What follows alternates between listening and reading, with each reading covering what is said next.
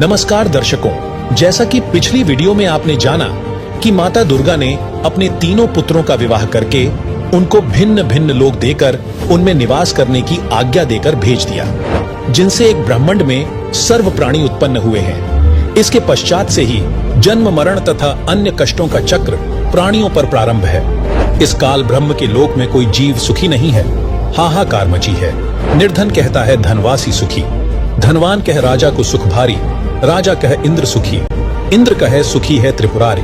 हम सभी जीवात्माएं अपनी गलती के कारण इस कष्ट को झेल रहे हैं। जब तक जन्म मरण है तब तक सामान्य जीव से लेकर देवी देवता, श्री ब्रह्मा जी, श्री विष्णु जी तथा श्री शिव जी तक भी सुखी नहीं है। सबका जन्म मरण होता है। श्री देवी पुराण सचित्र मोटा टाइप केवल हिंदी गीता प्रेस गोरखपुर से प्रकाशित के 3रे स्कंध में पृष्ठ 123 पर श्री विष्णु जी स्वयं कह रहे हैं कि हमारा तो जन्म मरण होता है, हम अविनाशी नहीं हैं। तो वहीं श्रीमद् भगवत गीता अध्याय 18 के श्लोक 62 में गीता ज्ञान दाता ब्रह्म ने कहा है कि हे अर्जुन, तू सर्वभाव से उस परमेश्वर परमक्षर ब्रह्म की शरण में जा, उसकी कृपा से तू परम शांति को और सनातन परम धाम को प्राप्त होगा।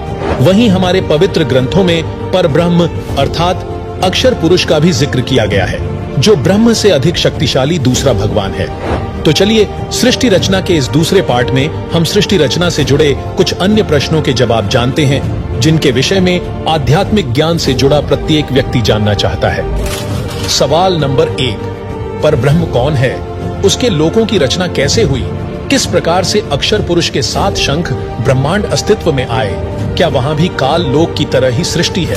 दर्शकों, हमारे पवित्र ग्रंथों में वर्णित परब्रह्म या अक्षर पुरुष दूसरा भगवान है। वह केवल 7 शंख ब्रह्मांडों का स्वामी है। जब कबीर साहिब ने अपने पुत्र अचिंत से सृष्टि रचने के लिए कहा था, तो अचिंत ने अपनी शब्द शक्ति से अक्षर पुरुष की उत्पत्ति की और कहा कि मेरी सृष्टि रचना में मदद करना। लेकिन वह सतलोक में बने मानसरोवर में जाकर सो गया, क्योंकि वहां सांसों से शरीर नहीं है। कबीर परमेश्वर ने बताया है कि परब्रह्म ने अपने कार्य में गफलत की, क्योंकि यह मानसरोवर में सो गया, तथा जब परमेश्वर ने उस सरोवर में अंडा छोड़ा तो अक्षर पुरुष ने उसे क्रोध से देखा। इन दोनों अपराधों के कारण परमात्मा ने परब्रह्म को भी 7 शंख ब्रह्मांडों सहित सतलोक से बाहर कर दिया।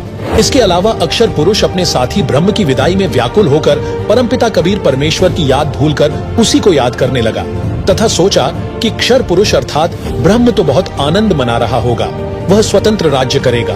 मैं पीछे रह गया तथा अन्य कुछ आत्माएं जो परब्रह्म के साथ 7 शंख ब्रह्मांडों में जन्म मृत्यु का कर्मदंड भोग रही हैं, उन हंस आत्माओं की विदाई की याद में खो गईं, जो ब्रह्म काल के साथ 21 ब्रह्मांडों में फंसी हैं, तथा पूर्ण परमात्मा सुखदायी कबीरदेव की याद भुला दी।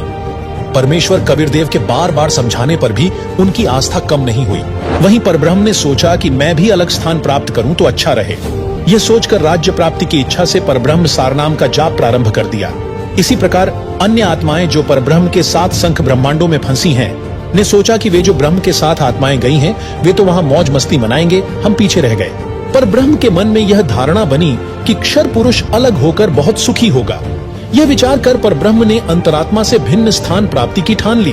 पर ब्रह्म ने हठ योग नहीं किया, परंतु केवल अलग राज्य प्राप्ति के लिए सहज ध्यान योग विशेष कसक के साथ करता रहा। अलग स्थान प्राप्त करने के लिए पागलों की तरह विचरने लगा, खाना पीना भी त्याग दिया। अन्य कुछ आत्माएं जो पहले काल ब्रह्म के साथ गई आत्माओं के प्रेम में व्याकुल थी, वे अक्षर पुरुष के वैराग्य पर आसक्त होकर उसे चाहने लगी।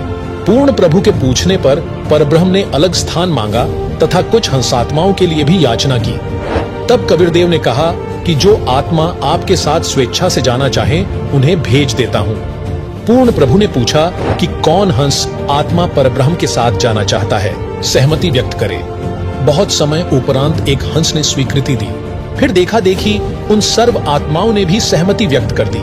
सर्वप्रथम स्वीकृति देने वाले हंस को स्त्री रूप बनाया, उसका नाम ईश्वरी माया प्रकृति सुरति रखा, तथा अन्य आत्माओं को उस ईश्वरी माया में प्रवेश करके अचिंत द्वारा अक्षर पुरुष परब्रह्म के पास भेजा।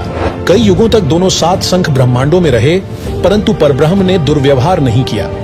ईश्वरी माया की स्वेच्छा से अंगीकार किया तथा अपनी शब्द शक्ति द्वारा नाखूनों से स्त्री इंद्री बनाई। ईश्वरी देवी की सहमति से संतान उत्पन्न की। इसलिए परब्रह्म के लोक 7 संख ब्रह्मांडों में प्राणियों को तप्त शिला का कष्ट नहीं है तथा वहाँ पशु पक्षी भी ब्रह्मलोक के देवों से अच्छे चरित्र युक्त हैं। आयु भी बहुत लंबी है, परंतु जन्म मृत्यु कर्माधार पर कर्म दंड तथा परिश्रम करके ही उधर पूर्ति होती है।